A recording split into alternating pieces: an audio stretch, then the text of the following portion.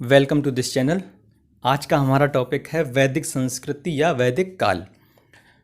पिछला टॉपिक जो हम लोगों का था उसमें हम लोगों ने सिंधु घाटी सभ्यता के बारे में पढ़ा था। हम लोगों ने देखा था कि सिंधु घाटी सभ्यता कितनी पुरानी है। उसमें देखा था कि 2500 बीसी से लेकर 1500 बीसी तक लगभग 1000 साल तक सिंधु घाटी सभ्यता भारत में रही। एक समृद्ध और नगरीय सभ्यता थी वह। 1000 साल मतलब 1500 बीसी तक आते आते उस सभ्यता का पतन हो गया। मतलब लोग उस सभ्यता के उस जगह को छोड़कर चले गए या लोगों की मृत्यु हो गई। क्या हुआ उसके बहुत सारे कारण जो अलग अलग विद्वानों ने बताए थे, हम लोगों ने देखे थे। अगर आपने वह टॉपिक नहीं पढ़ा तो आप प्लेलिस्ट में जाकर उसको पढ़ सकते हैं। तो 1000 साल बाद जब उस सभ्यता का पतन हो गया तो भारत में उसके बाद लगभग 1500 बीसी, ठीक है, 1500 बीसी से एक नई संस्कृति का उदय हुआ और उस संस्कृति को हम लोग वैदिक संस्कृति के नाम से जानते हैं। वैदिक संस्कृति ही क्यों कहते हैं? क्योंकि उस संस्कृति जो सिंधु सभ्यता के बाद भारत में उदय हुई, उस संस्कृति की संपूर्ण जानकारी हमें सिर्फ और सिर्फ वेदों से मिलती है। तो इसलिए उस संस्कृति को हम लोग वैदिक संस्कृति के नाम से जानते हैं। तो आपको जानकारी ही होगी कि वेद 4 हैं, ऋग्वेद, अथर्ववेद, यजुर्वेद और सामवेद। तो इसमें जो सबसे प्राचीन वेद है ऋग्वेद और जो 3 अन्य वेद हैं अथर्ववेद, यजुर्वेद और सामवेद, तो इन वेदों के आधार पर इस संपूर्ण वैदिक काल को 2 भागों में बांटा जाता है। एक भाग को हम लोग ऋग वैदिक काल और दूसरे भाग को उत्तर वैदिक काल के रूप में पढ़ते हैं। ऋग वैदिक काल का समय कितना है? ऋग वैदिक काल का समय 1500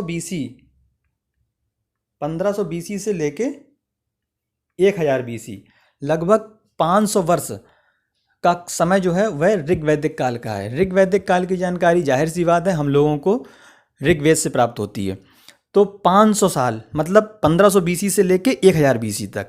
आज हम लोग इसके बारे में पढ़ेंगे कि ऋग वैदिक काल में लोग कैसे रहते थे, क्या उनका जीवन था, कैसी उनकी संस्कृति थी, जिसकी जानकारी हमें ऋग्वेद से मिलती है। तो आइए शुरू करते हैं। देखिए, वैदिक संस्कृति।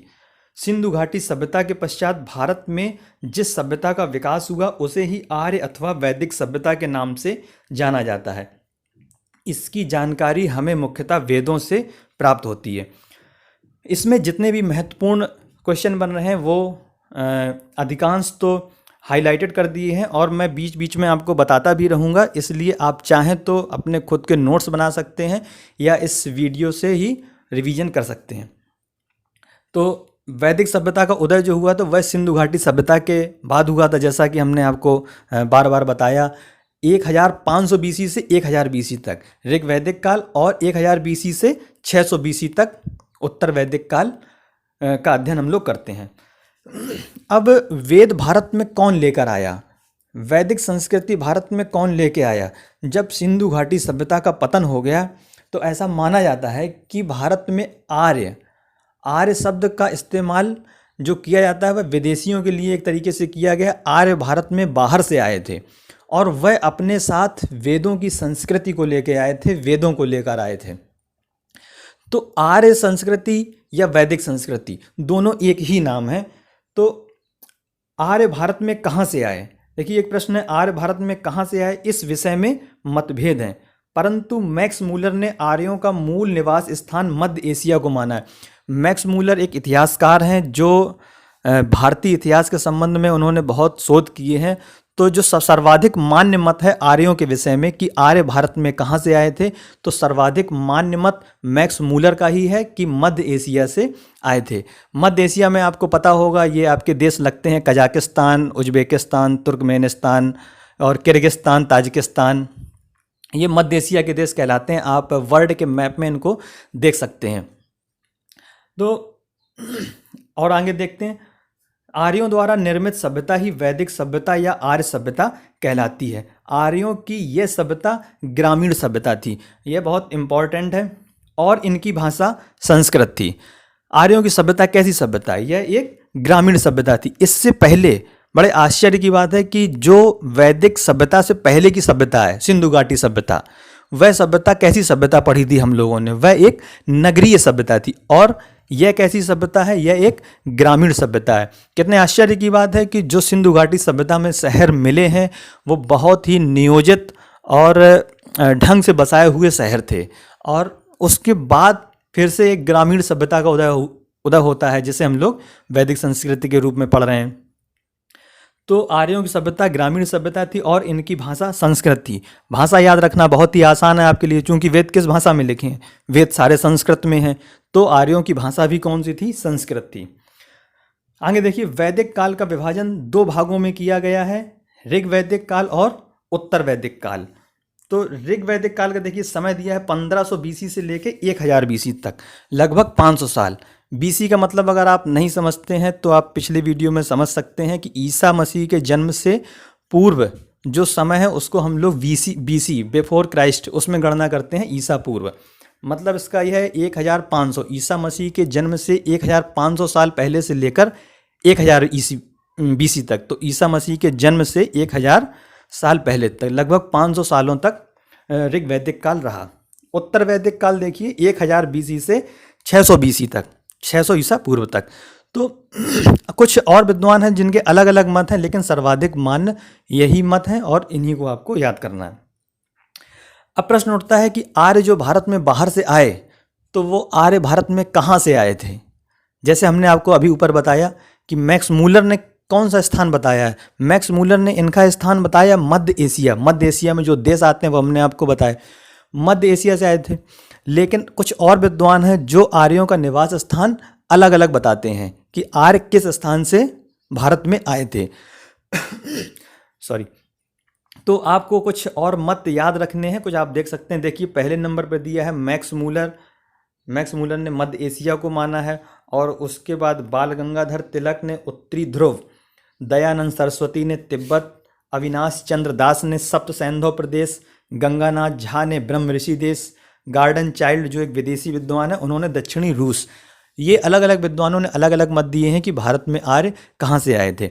इसमें आप बाल गंगाधर तिलक और दयानंद सरस्वती का भी याद रख सकते हैं, और बाल गंगाधर तिलक का भी आप याद रखिएगा, खास तौर से उत्तरी ध्रुव से आए थे उनका मानना है। तो ये उनके आने के अलग अलग विद्वानों के मत हैं कि वो भारत में कहाँ से आए थे। अब हम लोग देखते हैं कि ऋग वैदिक काल जो 1500 बीसी से लेके 1000 बीसी तक है, 500 वर्षों का समय।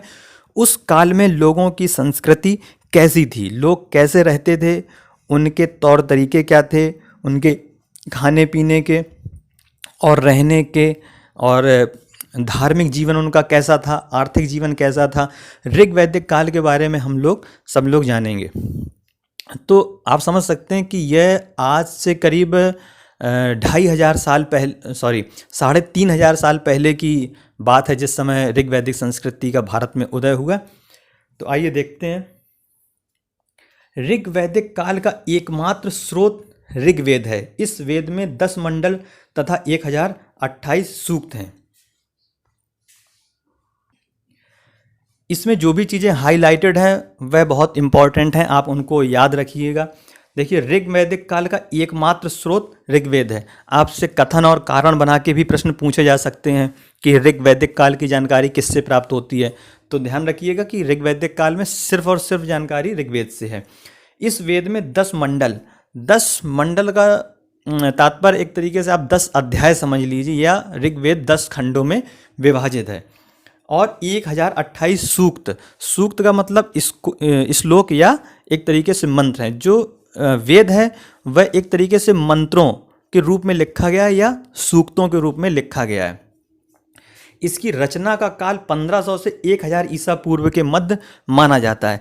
देखिए वेदों का जो रचना काल है वह बहुत ही विवादित है और बहुत सारे विद्वानों का अलग अलग मत है। ऐसा माना जाता है कि वेद जो है 1500 से 1000 बीसी, जो इसमें हमने आपको बताया कि ऋग वैदिक काल का रचना काल है, यह एक तरीके से उसके संकलन का काम हुआ था। संकलन का काम कहने का मतलब है कि जो यत्र तत्र बिखरा हुआ ज्ञान था उसको संकलित करके एक पुस्तक का रूप देना, तो वह इस काल में हुआ था। और वेद कितने पुराने हैं, वेद कब अस्तित्व में आए, यह कुछ विद्वानों का मत है कि वेद लगभग ईसा मसीह के जन्म से 4.5 या 5,000 वर्ष पुराने भी हो सकते हैं। वेद क्या है मूलतः, इनकी उत्पत्ति कैसे हुई, इसके बारे में बहुत सारे विद्वानों का अलग अलग मत है। ऐसा माना जाता है कि कुछ ऋषियों ने तपस्या की बहुत प्राचीन समय में, वही 5,000 BC के आसपास कुछ ऋषियों ने तपस्या की, तो ईश्वर ने जीवन का संचालन करने के लिए और कुछ ज्ञान देने के लिए और किस तरीके से पृथ्वी पर निवास किया जाए, कैसे रहा जाए, वो सब ज्ञान के रूप में उन ऋषियों को दिया और उन ऋषियों ने अपने आगे आने वाली पीढ़ियों को वह ज्ञान मौखिक रूप से प्रदान करते चले गए। तो वेद बहुत प्राचीन है और उनका जो ज्ञान है वह पीढ़ी दर पीढ़ी, एक पीढ़ी से दूसरी पीढ़ी में आता रहा है। तो देखिए आगे, इसके 10 मंडलों में से दूसरा अथवा 7वां मंडल सबसे प्राचीन है। यहाँ पे थोड़ा सा ध्यान रखिएगा, ये अथवा की जगह 7वां। तो जो ऋग्वेद के 10 मंडल हैं, ऐसा आप बिल्कुल ना समझें कि पहला मंडल सबसे पुराना होगा, दूसरा मंडल सबसे पुराना होगा, या उसके तीसरा फिर उसके बाद चौथा, ऐसा नहीं है।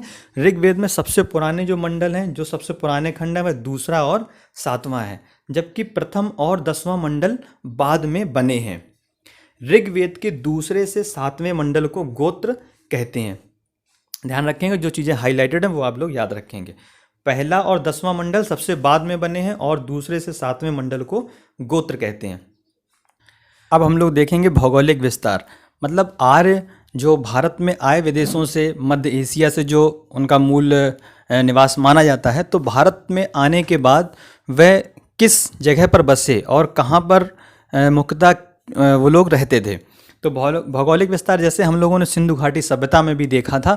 सिंधु घाटी सभ्यता का भौगोलिक विस्तार हमने आपको बताया था कि ये भारत पाकिस्तान दोनों जगह में वह सभ्यता फैली हुई थी। इसी तरीके से जो आर्य आए थे, जो वैदिक संस्कृति के लोग थे, उनका भौगोलिक विस्तार देखते हैं। देखिए, ऋग्वेद में आर्यों का निवास स्थान के लिए सप्त सैंधव क्षेत्र का उल्लेख मिलता है। इसका अर्थ है 7 नदियों का क्षेत्र। अब ये कौन सी 7 नदियां थीं? हैं, ऋग्वेद में जो सप्त सैंधव, इसका मतलब 7 नदियों का क्षेत्र जो शब्द इस्तेमाल किया गया है, वह किन 7 नदियों के लिए प्रयोग किया गया है? इसमें हालांकि कुछ विद्वानों के अपने अलग अलग मत हैं, लेकिन जो मूलता है वो आगे हम देखिए कौन सा है। 7 नदियों का क्षेत्र, इन 7 नदियों की पहचान के संदर्भ में विद्वानों में मतभेद है। फिर भी ये माना जा सकता है कि आधुनिक पंजाब की विस्तृत भूखंड को सप्त सैंधव कहा गया है। आधुनिक पंजाब, आपको बता दें कि पंजाब का जो एक भारत में प्रांत है पंजाब नाम का, और एक पाकिस्तान में भी पंजाब प्रांत का नाम है। तो ये जो पंजाब की बात हो रही है, ये पूरे संयुक्त सम्मिलित पंजाब की बात हो रही है। इस क्षेत्र में ही आर्यों का निवास था। ऋग्वेद में प्राप्त जानकारी के अनुसार आर्यों का विस्तार अफगानिस्तान, पंजाब और पश्चिमी उत्तर प्रदेश तक था, है ना। तो इस सिर्फ पंजाब में नहीं, पश्चिमी उत्तर प्रदेश, वेस्टर्न यूपी जो दिल्ली से लगा हुआ उत्तर प्रदेश का क्षेत्र है, वहां तक आर्यों का विस्तार था। और सतलज से यमुना नदी तक का क्षेत्र ब्रह्मवर्त कहलाता था, है ना। सतलज नदी और यमुना नदी, इन दोनों के बीच का जो क्षेत्र है यह ब्रह्मवर्त कहलाता था। तो एक प्रश्न पूछा जा सकता है कि ब्रह्मवर्त क्षेत्र कहाँ स्थित था, है ना, सतलज से यमुना के बीच या यमुना से गंगा के बीच, इस तरह से। देखिए, इसे ऋग्वैदिक सभ्यता का केंद्र माना जाता था। इस सभ्यता का केंद्र सतलज से यमुना नदी के बीच जो ब्रह्मवर्त का क्षेत्र था, इसे इस सभ्यता का केंद्र माना जाता था। अब देखिए, ऋग्वैदिक काल में जो नदियां थीं, उन नदियों का ऋग्वेद में किस नदी का कितने बार उल्लेख आया है। उल्लेख आने का सीधा सीधा मतलब है कि उन नदियों के विषय में जानकारी थी। जिस नदी का जितनी ज़्यादा बार उल्लेख आएगा, इसका मतलब वह नदी उनके लिए उतनी ही महत्वपूर्ण रही होगी, और जिस नदियों का कम उल्लेख आया है, इसका मतलब वह उनके कम उपयोग की रही होगी, या वहाँ पर उनकी बस्तियाँ कम होंगी, कम लोग रहते होंगे। देखिए, ऋग्वेद में सिंधु नदी का वर्णन कई बार आया है, ठीक है। तो मोस्ट इम्पॉर्टेंट क्वेश्चन है, क्योंकि सिंधु घाटी सभ्यता में भी आप देखते हैं कि सिंधु एक बहुत महत्वपूर्ण नदी थी और ऋग्वैदिक काल में भी सिंधु नदी का उल्लेख जो है सर्वाधिक बार आया है, जबकि गंगा का सिर्फ एक बार, वेरी इंपॉर्टेंट, गंगा नदी का सिर्फ एक बार और यमुना का 3 बार उल्लेख आया है। नदियों की संख्या 25 बताई गई है। व्यास नदी को परिणति नदी कहा गया है एवं सरस्वती ऋग्वैदिक काल की सबसे पवित्र नदी थी। तो नदियों के बारे में आप ध्यान रखिएगा, सर्वाधिक बार वर्णन किस नदी का आया है, तो आंसर होगा सिंधु नदी। किस नदी का सिर्फ एक बार वर्णन आया है, तो वह है गंगा नदी। यमुना का 3 बार उल्लेख आया है। या ऋग्वेद में नदियों की संख्या कितनी बताई गई है, 25। और क्वेश्चन, किस नदी को परिणति नदी ऋग्वेद में कहा गया है, तो वह व्यास नदी। और यदि पूछा जाए कि ऋग्वैदिक काल की सबसे पवित्र नदी कौन सी थी, तो वह सरस्वती थी। ध्यान रखिए, सिंधु सबसे पवित्र नहीं थी, बल्कि सबसे ज़्यादा बार सिंधु का उल्लेख आया था। देखिए मैप में जो सिंधु नदी है वह कुछ इस तरीके से, ये भारत, और ये मान के चलिए ये भारत का क्षेत्र है राइट हैंड साइड, और लेफ्ट साइड पाकिस्तान का क्षेत्र है। ये पाकिस्तान और ये भारत। तो ये सिंधु नदी आप देख रहे हैं, ये सिंधु नदी भारत और पाकिस्तान दोनों में बहती है। और सिंधु नदी के बाद यमुना नदी कुछ इस तरीके से, और उसके बाद गंगा नदी। ये 3 नदियाँ। तो देखिए सिंधु, इस सिंधु नदी का सबसे ज़्यादा बार उल्लेख, और उसके बाद यमुना का 3 बार और गंगा का सिर्फ 1 बार उल्लेख आया है। इसका मतलब देखिए पश्चिम साइड यहाँ सर्वाधिक बार उल्लेख, फिर उसके बाद यमुना और फिर उसके बाद गंगा का सिर्फ 1 बार उल्लेख। आइए आगे देखते हैं ऋग्वैदिक कालीन समाज। देखिए हम लोगों का पढ़ने का जो तरीका है वह कुछ ऐसा है कि पढ़ते समय ही आपको बहुत सारे क्वेश्चन जो हैं याद हो जाएं और एक कॉन्सेप्ट आपके दिमाग में डेवलप हो जाए, तो आपको वह टॉपिक कहीं से भी आप पढ़ें तो आपको पढ़ने में ज़्यादा कठिनाई न महसूस हो, आसानी से चीज़ें समझ में आ जाएं। अब देखते हैं ऋग्वैदिक समाज, उस समय का समाज कैसा था। देखिए ऋग्वैदिक समाज मुख्यतः कबायली या जनजातीय समाज था। ठीक है, एक तरीके से जनजातीय समाज था, जो आज भी हम लोग देखते हैं कैसी जनजातियां हैं, है ना। तो जनजातीय समाज की विशेषता होती है कि जनजातीय समाज बहुत स्थिर समाज या बहुत स्थिर निवास करने वाला नहीं होता है एक जगह। वह अपने क्या कहते हैं भोजन की तलाश में और आर्थिक क्रियाकलापों की तलाश में एक स्थान से दूसरे स्थान पर आते जाते रहते हैं। और ऋग्वैदिक काल की यह बहुत महत्वपूर्ण विशेषता है, चूँकि वह एक जगह स्थायी होकर नहीं रहा करते थे, तो इसलिए उनके घर मिलना या उनके बर्तन मिलना, इस तरीके की जो वस्तुओं का प्राप्त होना, जैसे सिंधु घाटी सभ्यता की बहुत सारी वस्तुएं प्राप्त हुई हैं, ऋग्वैदिक काल की उतनी नहीं प्राप्त हुई हैं। क्यों? क्योंकि इसका एक बहुत बड़ा कारण था, यह कैसा समाज था, जनजातीय समाज था, जो चीज़ों को उपयोग करता था और उपयोग करके कहीं भी छोड़ दिया और वह नष्ट हो जाती थी। आगे देखिए, पुत्र एवं पुत्री को छोड़कर समस्त रिश्तों के लिए एक ही शब्द नृप्त का इस्तेमाल किया जाता था। जितने भी रिश्ते हैं, चाचा, ताऊ, मामा, नाना, जो भी हैं, उन सब के लिए सिर्फ एक ही शब्द का इस्तेमाल होता था, नृप्त। और पुत्र और पुत्री के लिए अलग अलग शब्दों का इस्तेमाल किया जाता था। अब देखिए, समाज कई इकाइयों में बटा हुआ था। समाज की सबसे छोटी इकाई परिवार थी।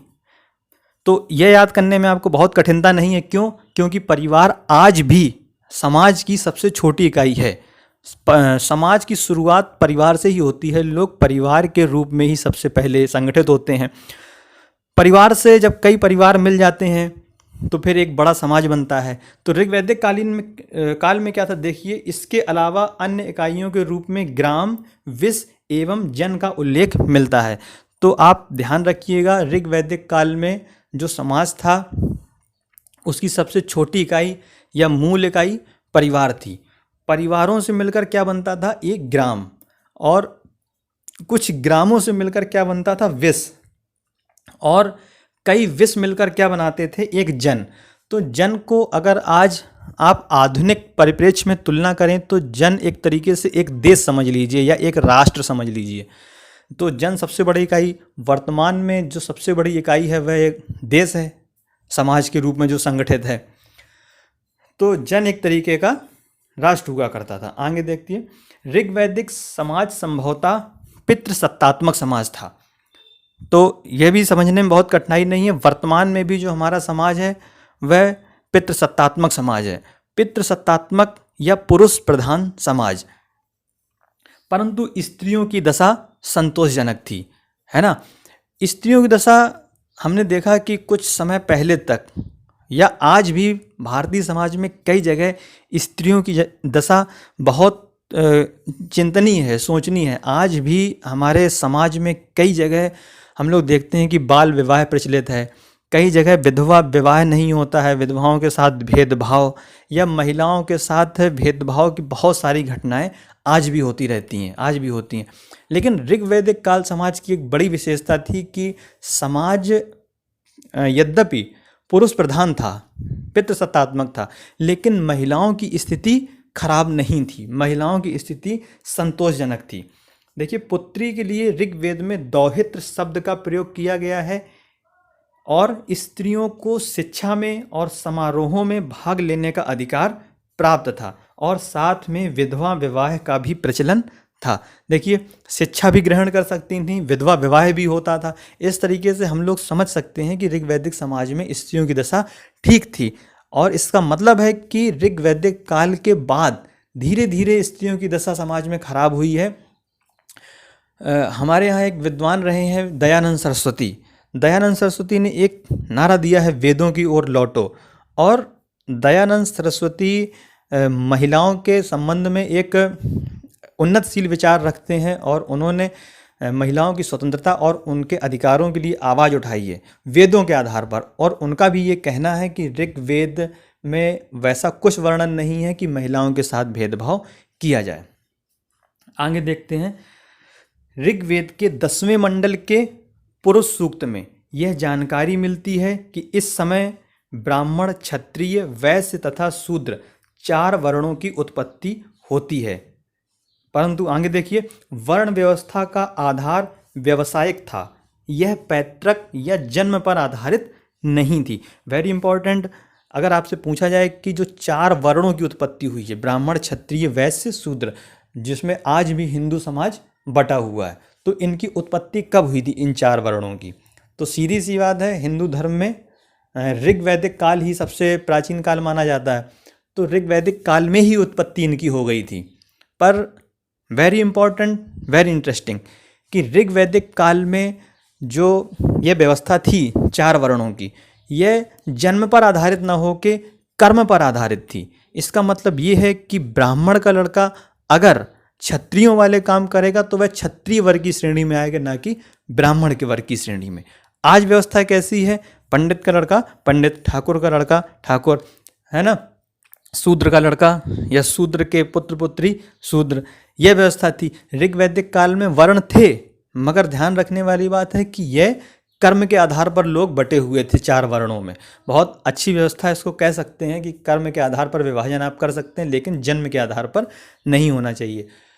आगे हम लोग उत्तर वैदिक काल में देखेंगे कि यह जो कर्म के आधार पर वर्ण विभाजन की व्यवस्था थी, यह कैसे कैसे धीरे धीरे जन्म के आधार पर बदल गई और भेदभाव समाज में बहुत बढ़ गया। आगे देखते हैं, इस काल में पशु चुराने वालों को पणी कहा जाता था। यह एक ऐसा फैक्ट है जो आपको अलग अलग किताबों में अलग अलग मिलेगा। इसमें कहीं कहीं व्यापारियों को भी पड़ी कहा गया है, पशु चुराने वालों का या पशुओं का व्यापार करने वालों को भी पड़ी कहा गया है। तो आप ध्यान रखिएगा, अगर इससे आप पेपर में कोई प्रश्न आता है तो उसे इस आधार पे करिएगा कि व्यापार करने वाले भी पड़ी कहलाते थे। आगे देखते हैं, दीर्घ काल तक अविवाहित रहने वाली कन्या को अमाजू कहा जाता था। वर्ड जो हाईलाइटेड हैं इनको ध्यान रखिएगा, सीधे पूछे जा सकते हैं पेपर में, अमाजू कौन थे। आगे देखिए, कन्या की विदाई के समय जो उपहार दिए जाते थे उन्हें वहतु कहा जाता था, है ना। आज भी हमारे समाज में कुछ दहेज प्रथा जैसी बुराइयां प्रचलित हैं और ऋग्वैदिक समाज में भी ऐसा था, तो उसे दहेज ना कह के आज दहेज के लिए लोग जबरन दहेज मांगते हैं और उत्पीड़न करते हैं बहुओं का, तो वह सही नहीं है। अगर उपहार के रूप में या जो खुशी से दिया जाए अपनी पुत्री के लिए, वह ज़्यादा उचित है। तो ऋग्वैदिक काल में जो दिया जाता था उसको, उपहार को एक शब्द में क्या कहा जाता था? वहतु। आइए आगे देखते हैं। आर्थिक व्यवस्था। हम लोगों ने सामाजिक व्यवस्था देखी कि समाज में सबसे छोटी इकाई कैसी थी, समाज कितने वर्णों में विभाजित था और महिलाओं की क्या स्थिति थी, और पुरुष प्रधान समाज था। अब हम लोग देखते हैं कि ऋग्वैदिक काल के लोग कौन कौन से आर्थिक क्रियाकलाप करते थे। आर्थिक क्रियाकलाप किसी भी समाज के लोगों में जीविका चलाने के लिए महत्वपूर्ण होते हैं, और बिना आर्थिक क्रियाकलापों के जीविका चल ही नहीं सकती। तो ऋग्वैदिक काल में भी लोग आर्थिक क्रियाकलाप करते थे। आज के आर्थिक क्रियाकलाप और ऋग्वैदिक काल के आर्थिक क्रियाकलाप आप पढ़िए और देखिए कितना अंतर था। आज से जब हम 3500 साल पहले की बात कर रहे हैं, तो आइए देखें। ऋग्वैदिक काल में अर्थव्यवस्था का मुख्य आधार पशुचारण था। गाय पशुओं में सबसे महत्वपूर्ण स्थान रखती थी और यह संपत्ति का प्रमुख स्रोत था। इसे अघन्या अर्थात न मारे जाने योग्य भी कहा जाता था। अघन्या वर्ड को आप अंडरलाइन कर लीजिए और इसको याद कर लीजिए, क्योंकि यह कई बार पेपरों में पूछा गया है। अघन्या किसे कहा जाता था? तो गाय के लिए अघन्या शब्द का इस्तेमाल हुआ है। तो आपको इससे पता चला कि ऋग्वैदिक काल में पशुचारण या पशुओं को पालना और सबसे जो महत्वपूर्ण आर्थिक काम हुआ करता था। आगे देखिए, ऋग्वेद में कृषि का उल्लेख चतुर्थ मंडल में किया गया है। कृषि योग्य भूमि को क्षेत्र एवं उर्वरा कहा जाता था। इंपॉर्टेंट है, कृषि योग्य भूमि को क्या कहा जाता था? क्षेत्र और उर्वरा। फसल के रूप में यव का उल्लेख मिलता है जब विशेष रूप से जौ का घोतक है। इस जब की जगह यव है। यव तो जो वर्तमान में जौ की फसल होती है, इसकी जानकारी थी ऋग्वैदिक काल के लोगों को। इसका मतलब है कृषि कार्य भी करते थे और पशुचारण भी करते थे। आर्थिक क्रियाकलापों में कौन से दो क्रियाकलाप निकल कर सामने आए? पशुचारण और कृषि। और कृषि में किस फसल का नाम आया? जौ, है ना। जौ एक महत्वपूर्ण फसल थी। आगे देखते हैं। ऋग्वेद में अयस नामक शब्द का प्रयोग हुआ है, जिसकी पहचान संभवतः तांबे और कांसे के रूप में की गई है। इस काल के लोग लोहे से परिचित नहीं थे एवं इस काल में वस्तु विनिमय प्रणाली प्रचलित थी। ध्यान रखेंगे, लोग लोहे के प्रयोग से परिचित नहीं थे। लोहे शब्द से लोहे का ज्ञान कब हुआ लोगों को, और लोहे का कब जीवन में प्रयोग करना या कृषि में प्रयोग करना शुरू किया, यह बहुत इम्पॉर्टेंट है। क्योंकि लोहे के प्रयोग के बाद समाज में, अर्थव्यवस्था में, धार्मिक जीवन में बहुत बड़े बदलाव आएंगे। जब जैन धर्म और बौद्ध धर्म के बारे में हम लोग पढ़ेंगे तो हम लोग देखेंगे कि कैसे लोहे के प्रयोग ने जैन धर्म और बौद्ध धर्म के उद्भव में भी योगदान दिया था। आगे देखते हैं कि वस्तु विनिमय प्रणाली प्रचलित थी। वस्तु विनिमय प्रणाली का मतलब होता है कि लोग लेन देन कैसे करते थे। तो आज कैसे लेन देन करते हैं? आज विकसित विनिमय प्रणाली है जिसमें मुद्रा का उपयोग किया जाता है। हम लोग रुपए दे के कोई भी चीज़ ले सकते हैं, है ना। हर वस्तु का मुद्रा में कुछ मूल्य है। लेकिन ऋग्वैदिक काल में ऐसा नहीं था। वस्तु विनिमय मतलब वस्तु के बदले वस्तु। अगर किसी के पास चना है और उसे गेहूं चाहिए, तो वह किसी ऐसे व्यक्ति की तलाश करता होगा कि जिसे गेहूं के बदले चना चाहिए, तभी यह विनिमय हो सकता था। ऐसे विनिमय कठिन होते हैं। क्यों? अगर मेरे पास जौ है और मुझे गेहूं चाहिए, तो मुझे एक ऐसे व्यक्ति की तलाश करना पड़ेगी जिसके पास गेहूं हो और उसे जौ चाहिए हो, तभी हम वस्तु विनिमय कर सकते हैं। तो वस्तु विनिमय प्रणाली थी। आइए अब देखते हैं राजनीतिक व्यवस्था। ऋग्वैदिक काल में राजनीतिक जीवन कैसा था? किसी भी समाज की कई प्रकार की व्यवस्थाएं होती हैं। एक समाज व्यवस्था होती है, आर्थिक व्यवस्था होती है, धार्मिक जीवन होता है उनका कैसा, और राजनीतिक व्यवस्था। बिना राजनीतिक व्यवस्था के समाज सुचारू रूप से संचालित नहीं हो सकता है। वर्तमान में भी एक राजनीतिक व्यवस्था है। राज्य होते हैं, मुख्यमंत्री होते हैं, राज्यपाल होते हैं, प्रशासन होता है। तो जो लोगों के जीवन के संचालन के लिए महत्वपूर्ण होते हैं, क्योंकि इनके बिना अराजकता की स्थिति उत्पन्न हो जाएगी। तो देखते हैं कि ऋग वैदिक काल में किस तरीके की स्थिति थी। ऋग वैदिक काल में राज्य का मूल आधार परिवार था। परिवार का मुखिया कुलप कहलाता था। देखिए, सबसे छोटी इकाई समाज की भी हमने परिवार बताई थी, और जब राजनीतिक व्यवस्था पढ़ रहे हैं तो भी परिवार सबसे छोटी इकाई मिल रही है। परिवार का एक मुखिया हुआ करता था। अब तो वह व्यवस्था काफ़ी टूट गई है। वर्तमान में हम लोग देखते हैं कि जो संयुक्त परिवार हुआ करते थे, संयुक्त परिवार बिखर चुके हैं लगभग और टूट गए हैं। छोटे परिवारों को लोग ज़्यादा पसंद कर रहे हैं। संयुक्त परिवार में क्या होता था कि एक जो सबसे बूढ़ा बुजुर्ग व्यक्ति होता था वह घर का मुखिया होता था। कोई कुछ भी कहे, कोई कुछ भी अपना मत रखे, लेकिन अंतिम निर्णय वही लेता था कि परिवार में क्या चीज़ होना चाहिए, क्या नहीं होना चाहिए। तो ऋग्वैदिक काल में परिवार जो मूल आधार था उसके मुखिया को कुलप कहा जाता था। कुलप शब्द को आपको याद रखना है। परिवारों से मिलकर ग्राम का निर्माण होता था, जिसका प्रमुख ग्रामणी होता था, और अनेक ग्राम मिलकर विष बनाते थे, जिसका प्रधान विषपति होता था। विष से मिलकर जन बनता था, जो सबसे बड़ी राजनीतिक इकाई थी। इसके बारे में हमने पहले भी बताया आपको। जन को आज के एक देश की तरह, एक राष्ट्र की तरह समझ सकते हैं। यह ऋग्वैदिक काल की सबसे बड़ी इकाई थी और इसका प्रधान राजा होता था। ध्यान रखेंगे, ऋग्वैदिक काल की सबसे बड़ी प्रशासनिक इकाई अगर पूछा जाए तो वह जन और राजा जिसका प्रधान होता था। प्रजा राजा को बलि अर्थात एक प्रकार का राजस्व देती थी, है ना। टैक्स तो आज की सरकारें भी लेती हैं और टैक्स लेने की परंपरा बहुत पुराने समय से चली आ रही है, क्योंकि प्रशासन और शासन को चलाने के लिए कुछ धन की ज़रूरत पड़ती है, राजस्व की ज़रूरत पड़ती है। तो ये प्रश्न आपसे बन सकता है। देखिए, बलि, ऋग्वैदिक काल में बलि क्या था, इस तरीके से पूछा जा सकता है। ऑप्शन में दे दिया जाएगा, यह एक प्रकार का कर था, या यह एक प्रकार की भूमि थी, है ना, या यह एक प्रकार का आभूषण था, इस तरह से। तो ध्यान रखेंगे, बलि एक प्रकार का कर था ऋग्वैदिक काल के समय। आइए अब देखते हैं धार्मिक जीवन। ऋग्वैदिक काल में लोगों का धार्मिक जीवन कैसा था, वो किन की पूजा किया करते थे और कैसे अपने धार्मिक कार्यों का संचालन करते थे। देखिए, ऋग्वैदिक आर्य प्रकृति की विभिन्न शक्तियों की पूजा करते थे। Very important.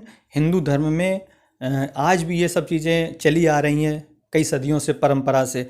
इसका मतलब आप कह सकते हैं कि ऋग्वैदिक काल ने बहुत कुछ दिया है हम लोगों को, जो जिसका पालन हम लोग आज भी कर रहे हैं। जैसे प्रकृति की पूजा, प्राकृतिक घटनाओं को कुछ आध्यात्मिक शक्तियों की अभिव्यक्ति एवं विभिन्न देवताओं का प्रतीक माना जाता था। जो भी प्राकृतिक घटनाएं ऋग्वैदिक काल में घटती थीं, जैसे बाढ़ है या सूखा है या बहुत गर्मी पड़ना है या बारिश है, तो इनको एक देवता माना जाता था। प्रत्येक प्राकृतिक घटना को किसी न किसी देवता से जोड़ के देखा जाता था और यह माना जाता था कि यह वह सारे देवता ही इस प्रकृति का संचालन कर रहे हैं, वही इस काम को अंजाम दे रहे हैं। जिससे प्रकृति के विभिन्न रूपों को देवताओं के रूप में प्रस्तुत किया गया है। देवताओं की कुल संख्या 33 बताई गई है। ऋग्वेद में सबसे महत्वपूर्ण देवता इंद्र को पुरंदर भी कहा गया है और उन्हें वर्षा का देवता कहा जाता है। इम्पॉर्टेंट है, यहाँ से क्वेश्चन बनेगा कि ऋग्वैदिक कालीन सबसे महत्वपूर्ण देवता कौन है ना। ऑप्शन में इंद्र, अग्नि, वायु इस तरीके से दिए जा सकते हैं। तो सबसे महत्वपूर्ण देवता इंद्र थे। और पुरंदर, आपको एक पर्यायवाची भी याद हो गया कि इंद्र का पुरंदर भी इंद्र को कहा जाता था। और इंद्र किसके देवता थे?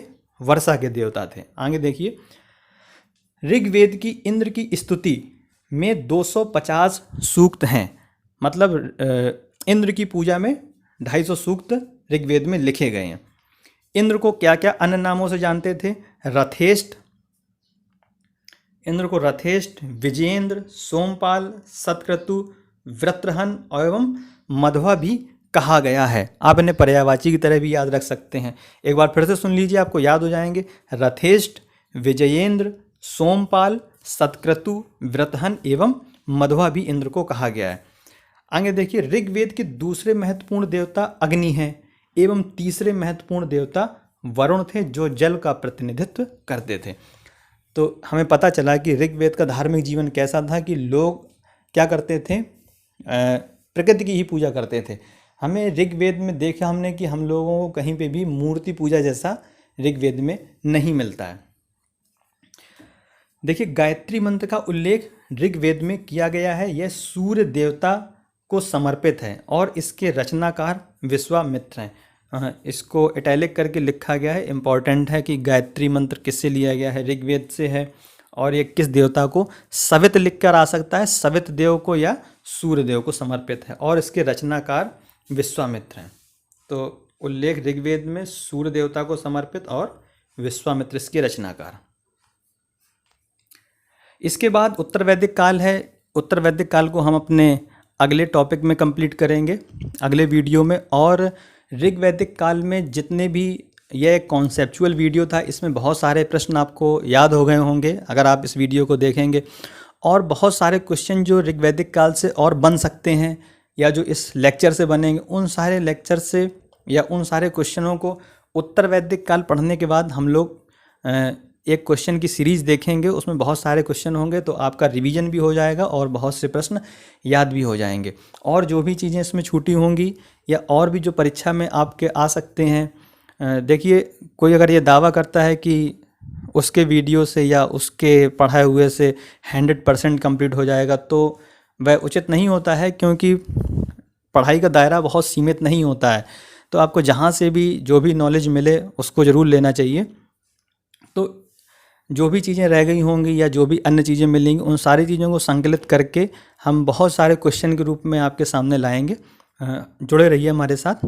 Thank you for listening.